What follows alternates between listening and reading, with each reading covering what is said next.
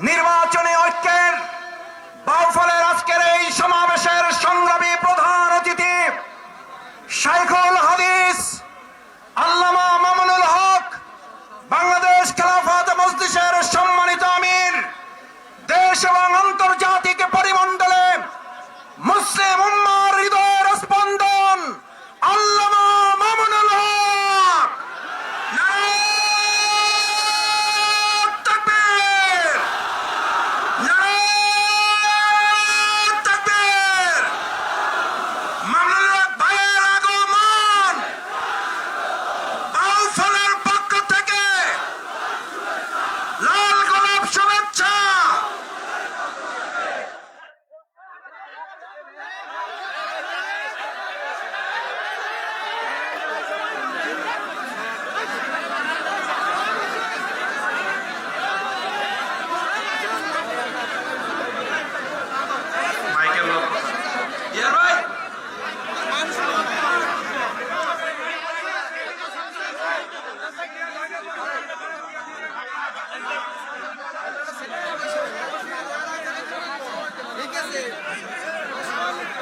السلام عليكم ورحمة الله.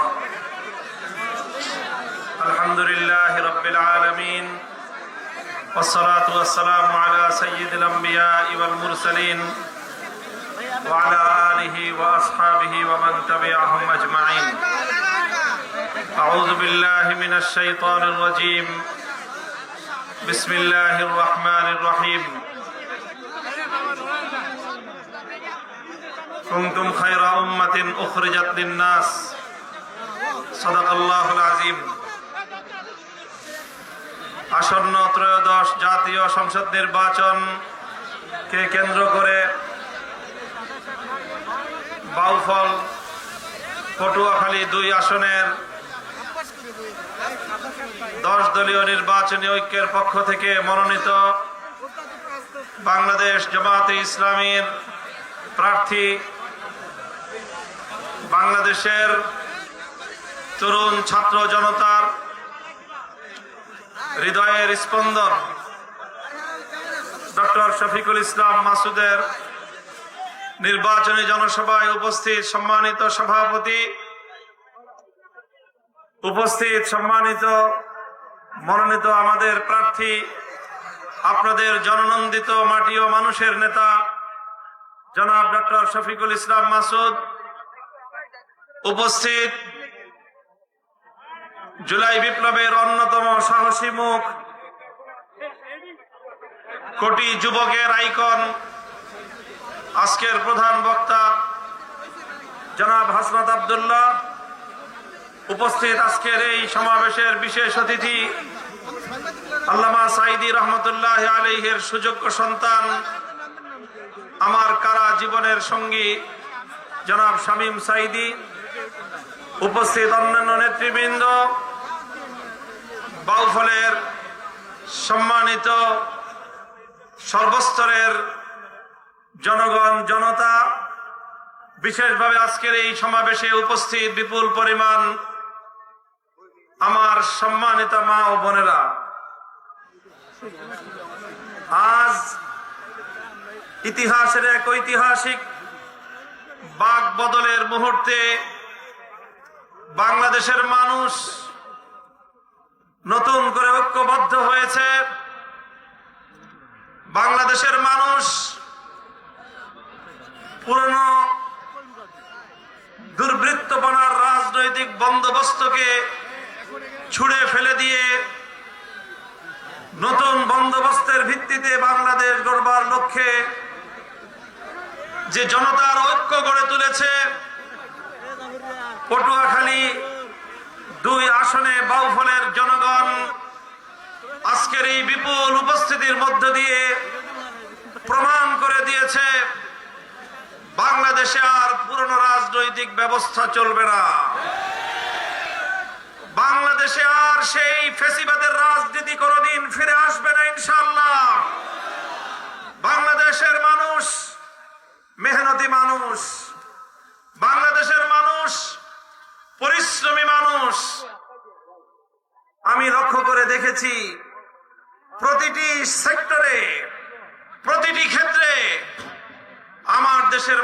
তারা পরিশ্রম করে, হাড় ভাঙ্গা খাটুনি খাটে, মাথার ঘাম পায়ে ফেলে দেশের জন্য, জনগণের জন্য তারা তিল তিল করে সম্পদ উপার্জন করে। যারা কৃষক তারা ভোর 4টা-5টায় ঘুম থেকে উঠে ফসলের মাঠে যায়, দিনভর রোদে পুড়ে বৃষ্টিতে ভিজে মাঠে সোনার ফসল ফলায়। যারা শ্রমিক তারা ঘাম ঝরানো শ্রম দেয়। রিক্সাওয়ালা মেহনতি মানুষ তারা অক্লান্ত পরিশ্রম করে সামান্য সামান্য পয়সা উপার্জন করে। বাংলাদেশ থেকে প্রবাসে যাওয়া আমাদের রেমিটেন্স যোদ্ধারা 8 ঘন্টার বদলে 10 ঘন্টা, 12 ঘন্টা, 16 ঘন্টা পর্যন্ত তারা পরিশ্রম করে। স্বপ্ন একটাই, তারা বিদেশ থেকে রেমিটেন্স পাঠায়, প্রবাস থেকে রেমিটেন্স পাঠায়, পরিবার একটু সুখ স্বাচ্ছন্দ্যে থাকবে, বাংলাদেশের ভাগ্যের পরিবর্তন হবে। এই স্বপ্ন নিয়ে কৃষক, শ্রমিক, মজদুর, মেহনতি মানুষ, প্রবাসী আমাদের ভাইয়েরা বোনেরা এইভাবে এই দেশটার জন্য তারা তাদের শুধু ঘাম ঝরানো নয়, রক্ত পানি করে তারা তিল তিল করে পয়সা উপার্জন করে। অথচ বিগত 54 বছর আমরা দেখেছি আমাদের এই মেহনতি মানুষের কষ্টার্জিত সম্পদ শাসক গোষ্ঠী শাসনের চেয়ারে বসে জনগণের সম্পদ দিয়ে দেশকে উন্নয়নের বদলে নিজেদের ব্যক্তি এবং দলের ভাগ্য গড়বার জন্য বিদেশগুলোতে বিভিন্ন দেশে তারা বেগম পাড়া গড়ে তোলে, লুটপাট চালায়। আর বাংলাদেশের মেহনতি মানুষের কপালে, আমার বাংলাদেশের নীতিবান মানুষের কপালে বারবার দুর্নীতিতে বিশ্ব চ্যাম্পিয়ন হওয়ার কলঙ্কের তিলক কেটে দেয়। এদেশের মানুষ অনেক শ্রম দিয়েছে, অনেক রক্ত দিয়েছে, অনেক জীবনের বিনিময়ে বাংলাদেশ আজ এ পর্যায়ে এসে উপনীত হয়েছে। বাংলাদেশের মানুষ বারবার আধিপত্যবাদের বিরুদ্ধে লড়াই করেছে। বাংলার মানুষ একবার ব্রিটিশ বেনিয়া আধিপত্যবাদের বিরুদ্ধে লড়াই করেছে। বাংলার মানুষ কলকাতার দাদাবাবুদের আধিপত্যবাদের বিরুদ্ধে লড়াই করেছে। বাংলার মানুষ পশ্চিম পাকিস্তানি খান পাঠানদের আধিপত্যবাদের বিরুদ্ধে লড়াই করেছে। তিনটি আধিপত্যবাদকে পরাস্ত করে বাংলার পূর্ব দিগন্তে স্বাধীনতার লাল টুকটুকে সূর্য উদিত হয়েছে। এরপরে দেশের মানুষ সেই লাল সূর্যকে বুকের রক্ত দিয়ে সবুজ পতাকার মধ্যখানে বৃত্ত আকারে বন্দী করে লাল সবুজের পতাকা নিয়ে বিশ্ব দরবারে মাথা তুলে দাঁড়াবার জন্য চেষ্টা করেছে। দুর্ভাগ্যজনক ভাবে স্বাধীনতার পর থেকে বাংলাদেশের মানুষের রক্তে রাঙা সেই স্বাধীনতার সুফল এদেশের মানুষ ঘরে তুলতে পারে নাই শাসক গোষ্ঠীর ব্যর্থতার কারণে, শাসক গোষ্ঠীর দুর্নীতির কারণে, শাসক গোষ্ঠীর চুরি এবং লুটপাটের কারণে বাংলাদেশের মানুষ কাঙ্ক্ষিত উন্নতি অর্জন করতে পারে নাই। আমাদের বাংলাদেশ এখনো পর্যন্ত সেই পর্যায়ে উপনীত হতে পারে নাই। আমাদেরকে শুধুমাত্র কথার ফুলঝুরি শোনানো হয়েছে, আমাদেরকে শুধুমাত্র উন্নয়নের রোল মডেলের গাল গল্প শোনানো হয়েছে। এই সকল গাল গল্প শুনিয়ে শুনিয়ে 30 লক্ষ কোটি টাকা বাংলাদেশ থেকে পাচার করা হয়েছে। সেই টাকাগুলো যদি পাচার না করা হতো, আমার দেশের মেহনতি মানুষের এই কষ্টার্জিত পয়সা দিয়ে বাংলাদেশ সিঙ্গাপুরের মতো উন্নত দেশে পরিণত হতে পারত, পারে নাই।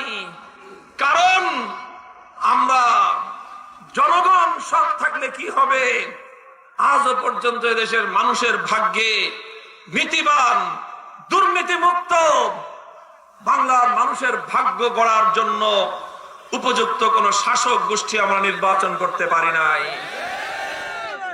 বরং দীর্ঘ 15টা বছর আমরা শোষিত হয়েছি, গুম খুনের শিকার হয়েছি।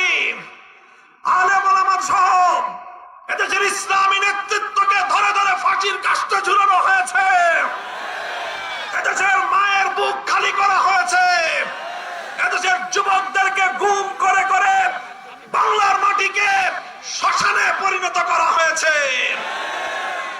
যখন নির্যাতনে এদেশের মানুষের পিঠ দেয়ালে ঠেকে গেল, এদেশের মানুষ যখন পিঠ দেয়ালে ঠেকে গেল, সর্ববৃহৎ রাজনৈতিক দলের কাছ থেকে আমরা বারবার হতাশ হলাম। ঈদের পরে নির্বাচন, ঈদের পরে আন্দোলন হবে, ঈদের পরে আন্দোলন হবে। ঈদ আর আসলো না। বৃহৎ রাজনৈতিক দলগুলোর পক্ষ থেকে এদেশের মানুষ আর কোন স্বৈরতন্ত্রের বিরুদ্ধে লড়াকু কোন আন্দোলনও দেখতে পেল না। শেষ পর্যন্ত শিক্ষাঙ্গনগুলো থেকে আমার ছাত্র জনতা বেরিয়ে আসলো, স্কুল থেকে আমার সন্তানেরা বেরিয়ে আসলো, কলেজ থেকে আমাদের ভাইয়েরা বেরিয়ে আসলো, আলিয়া মাদ্রাসা, কওমি মাদ্রাসা থেকে আমাদের সোনার সন্তানরা রাজপথে নেমে আসলো। প্রতিটি বিশ্ববিদ্যালয় আন্দোলনের দাবানলে পরিণত হলো।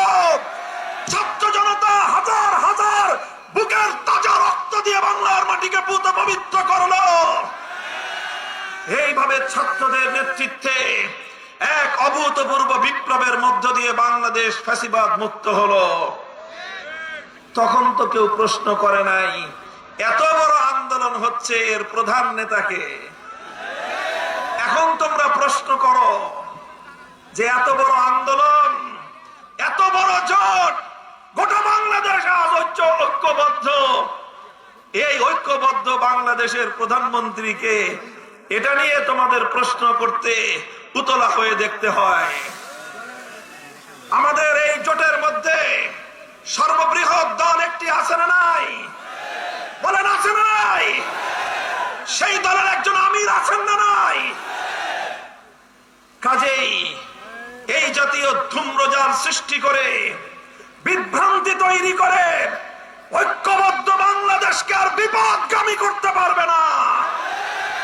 আমরা বলতে চাই 10 দলীয় যে ঐক্য গঠিত হয়েছে, কোন একক নেতার নেতৃত্ব প্রতিষ্ঠার জন্য নয়।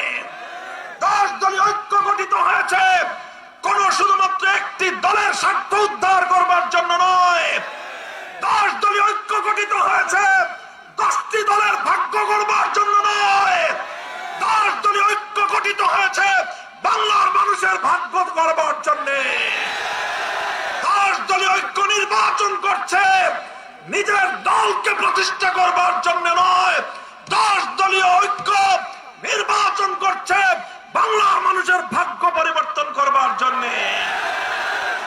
তাই আমরা বলতে চাই, আমাদের 10 দলের পক্ষ থেকে যেখানে যাকে প্রার্থী করা হয়েছে সে কোন একক দলের প্রার্থী নয়, এমনকি সে শুধু 10 দলের প্রার্থী নয়, সে নিপীড়িত বাংলার জনগণের, আপামর জনগণের মনোনীত প্রার্থী। ডক্টর শফিকুল ইসলাম মাসুদ একটি অপার সম্ভাবনাময় মেধাবী মুখ। সে শুধু বাউফলের কৃতি সন্তান নয়, সে শুধু পটুয়াখালীর সন্তান নয়, সে আগামী বাংলাদেশের অন্যতম এক উজ্জ্বল নক্ষত্র। ইনশাআল্লাহ আগামীর বাংলাদেশের বিনির্মাণ, আগামীর মেধাবী বাংলাদেশ, সম্ভাবনাময় বাংলাদেশ তৈরির জন্য যেই মেধাবী নেতৃত্বের প্রয়োজন, তার অন্যতম প্রধান মুখ হবে ডক্টর শফিকুল ইসলাম মাসুদ। ইনশাআল্লাহ আমি দোয়া করি, আশীর্বাদ জানাই বাংলাদেশের আলেম সমাজের পক্ষ থেকে ডক্টর শফিকুল ইসলাম মাসুদকে আমি আশীর্বাদ এবং দোয়া করি। ইনশাআল্লাহ যেই বাংলাদেশ গড়বার জন্য আমরা হাতে হাত রেখেছি, সে বাংলাদেশ গড়বার জন্য সে আমাদের অন্যতম হিরণময় হাতিয়ার হিসেবে কাজ করবে। আমি ডক্টর শফিকুল ইসলাম মাসুদের হাতে ন্যায়ের প্রতীক, ইনসাফের প্রতীক দাড়িপাল্লা তুলে দিয়ে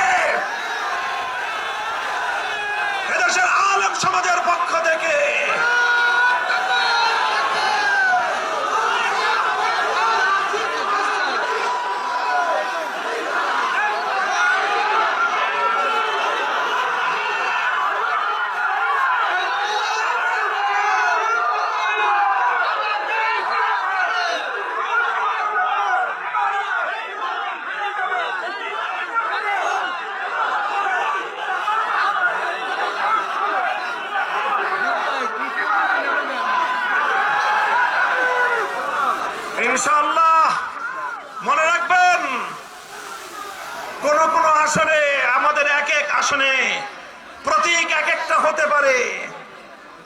আমরা 10টি দল, আমাদের দলীয় নাম ভিন্ন হতে পারে, কিন্তু আজকে বাংলাদেশকে নতুন ভাবে তৈরির জন্য পরিবর্তনের যেই ধারা জুলাই বিপ্লবের মাধ্যমে সূচিত হয়েছে, জুলাই বিপ্লবের মাধ্যমে সূচিত সংস্কার এবং সেই পরিবর্তনের ধারাকে সফলতার দ্বার প্রান্তে উপনীত করার জন্য আগামী 12ই ফেব্রুয়ারির ত্রয়োদশ জাতীয় সংসদ নির্বাচনে 10 দলীয় ঐক্যের প্রার্থীদেরকে নির্বাচিত করতে হবে, ভোট দিতে হবে এবং তাদের গলায় বিজয়ের মালা তুলে দিতে হবে ইনশাআল্লাহ।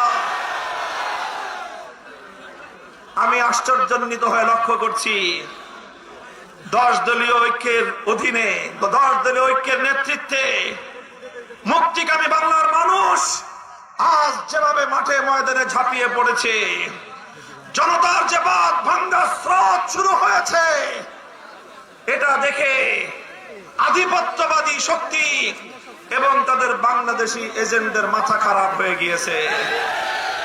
যারা মনে করেছিল যে আবার নতুন কোন দালাল অথবা দোসর সৃষ্টি করে বাংলাদেশটাকে ভিন দেশিরা লুটে পুটে খাবে, লক্ষ্য করে শুনুন, ভিন দেশি শক্তি, বিদেশি আধিপত্যবাদী শক্তি যুগের পর যুগ, বছরের পর বছর বাংলার মানুষের মাথার উপর তাদের দোসর এবং সেবাদারদেরকে বসিয়ে বাংলাদেশ থেকে তারা রক্ত চুষে খেয়েছে, লুটে পুটে খেয়েছে। এক দোসরের দিন শেষ হলে নতুন আর এক দোসরকে বসানোর জন্য তারা পায়তারা চালিয়েছে। এবার বাংলার মানুষ ঐক্যবদ্ধ হয়েছে, আর কোন দোসরের চেহারা তারা দেখতে চায় না। বাংলার মানুষ এবার নিজেদের ভাগ্য নিজেরাই করতে চায়, তাই তারা দিশেহারা হয়ে পড়েছে, যা তা বলা শুরু করেছে। এটা প্রমাণ করে যে তারা তাদের পরাজয়ের পূর্ণ আভাস দেখতে পাচ্ছে। আমরা পরিষ্কার ভাষায় বলি, ইনসাফের যে বাংলাদেশ গড়বার জন্য শরীফ ওসমান হাদিরা শাহাদাত বরণ করেছে, আমাদের ভাইয়েরা যে ইনসাফের জন্য রক্ত দিয়েছে, ব্যালট বিপ্লবের মাধ্যমে ইনসাফের বাংলাদেশ আমরা গড়েই ছাড়বো ইনশাআল্লাহ। আমরা যদি ব্যালট বিপ্লবের মাধ্যমে ইনসাফের বাংলাদেশ গড়তে না পারি, জুলাই বিপ্লব সার্থক হবে না। এবারের নির্বাচন একদিকে সংসদ নির্বাচন, আরেকদিকে জুলাই সনদ বাস্তবায়নের গণভোটের নির্বাচন। মনে রাখবেন, সংসদ নির্বাচন 5 বছর পর পর আসে, কিন্তু এমন সনদ বাস্তবায়নের এই নির্বাচন গণভোট, এটা কিন্তু অর্ধ শতাব্দীতে একবারের বেশি আসে না। তাই গণভোটে জুলাই সনদকে আইনি ভিত্তি কার্যকর করার মধ্য দিয়ে ফ্যাসিবাদের দুয়ার চিরতরে বন্ধ করতে হবে। যারা ফ্যাসিবাদী বন্দোবস্ত ধ্বংস করতে চায় না, বরং আবার ফ্যাসিবাদকে ফিরিয়ে আনতে চায়, তারা আজকে দ্বিধান্বিত, তারা আজকে দ্বিধাগ্রস্ত। তারা দিনের আলোতে বলে গণভোটে হা বাক্সে সিল মারবা, রাতের অন্ধকারে আবার বলে না বাক্সে সিল মারবা। আমি আপনাদেরকে জিজ্ঞাসা করি, যারা প্রকাশ্যে এক কথা বলে আবার গোপনে আরেক কথা বলে, আপনাদের দেশে তাদেরকে কি বলা হয়? বাংলার মানুষ আর কোনদিন মুনাফিকের রাজনীতিতে আস্থা রাখতে পারে না। এদেশের মানুষকে অনেক ভৌতাবাজি হয়েছে, অনেক প্রতারণা হয়েছে। এবার রাজপথে আমরা সব ভৌতাবাজি মোকাবেলা করব। 12ই ফেব্রুয়ারি ব্যালটের মাধ্যমে মুনাফিককে চূড়ান্ত ভাবে আমরা বাংলা থেকে উৎখাত করে দিব ইনশাআল্লাহ। আমার মা বোনেরা, আমি আপনাদেরকে বিশেষভাবে অনুরোধ করি, আপনারা নতুন বাংলাদেশ গড়বার ক্ষেত্রে সবচেয়ে বেশি ত্যাগ দিয়েছেন। আপনাদের কলিজার টুকরা সন্তানগুলোকে আমাদের মায়েরা জুলাই যুদ্ধের সময় আপনারা যুদ্ধের রণাঙ্গনে পাঠিয়ে দিয়েছেন। বলেছেন, আমার সন্তান তুমি যদি শহীদ হও, আমার এক দুলালের রক্ত দিয়ে লক্ষ মায়ের সন্তানরা মুক্তি পাবে। বাংলার সেই বীরাঙ্গনা মা জাতিকে আমি সালাম জানাই। আপনারা আগামীর বাংলাদেশ গড়বার জন্য, আপনাদের সন্তানদের রক্তকে সার্থক করবার জন্য ঘরে ঘরে যাবেন, মানুষকে বলবেন, বাংলাদেশের মানুষ, আলেম সমাজ, এদেশের ধর্মপ্রাণ মানুষ, এদেশের জুলাই বিপ্লবীরা, দেশ প্রেমিক শক্তি সকলে আজ ঐক্যবদ্ধ হয়েছে। কাজেই এই সুযোগ যদি হাতছাড়া করি আমরা, তাহলে আবার নতুন করে এমন আরেকটি সুযোগ তৈরি হতে বহুদিন সময় লেগে যাবে। কাজেই এই সুবর্ণ সুযোগকে হাতছাড়া করা যাবে না। বাংলাদেশ জামাতে ইসলামী, জাতীয় নাগরিক party NCP, Bangladesh Khelafat Majlis, AB party সহ 10টি দল আমরা হাতে হাত রেখে আজ ঐক্যবদ্ধ হয়েছি। আমাদের কোন ভাই তারা আমাদের সাথে থাকবেন কি থাকবেন না দ্বিধান্বিত আছেন। আমি আপনাদেরকে একটা কথা বলতে চাই, আলাদা আলাদা নির্বাচন করার বহু সময় আছে, বহু সময় থাকবে। এবার ইনসাফের জোটকে, এবার ইনসাফের ঐক্যকে বিজয়ী করতে না পারলে ইতিহাসের দায় আমরা কোনোদিন শোধ করতে পারবো না। দল মতের ঊর্ধ্বে উঠে ডক্টর শফিকুল ইসলাম মাসুদ একজন সজ্জন মানুষ, জনদরদী মানুষ, তুমুল জনপ্রিয় ছাত্র নেতা, আগামীর বাংলাদেশের অন্যতম মেধাবী মুখ। এদেশের আলেমদের প্রতি তার অসাধারণ শ্রদ্ধা এবং ভালোবাসা, বিনয়ী একজন মানুষ। এইরকম একজন মানুষ যদি বাউফল থেকে নির্বাচিত না হয়, বাউফল মানুষের জন্য এটা হবে দুর্ভাগ্যের বিষয়। তাই আমি সকল আলেম ওলামাদেরকে, ইমাম সাহেবানদেরকে, সকল ধর্মপ্রাণ মানুষকে, ধর্ম বর্ণ নির্বিশেষে, হিন্দু বৌদ্ধ খ্রিস্টান সকলকেই আমি আমার উদাত্ত আহ্বান জানাবো, আপনারা সকলেই ঐক্যবদ্ধ হয়ে ডক্টর শফিকুল ইসলাম মাসুদকে নির্বাচিত করবেন। ইনশাআল্লাহ আমি আপনাদেরকে কথা দিচ্ছি, আমরা ইনসাফের উন্নত সমৃদ্ধ বাউফল উপহার দেব ইনশাআল্লাহ। থাকবেন তো? 10 দলীয় ঐক্য জিন্দাবাদ, বাংলাদেশ খেলাফত মজলিস জিন্দাবাদ, বীর বাংলাদেশ জিন্দাবাদ, ইনকিলাব জিন্দাবাদ। আসসালামু আলাইকুম ওয়া রাহমাতুল্লাহ।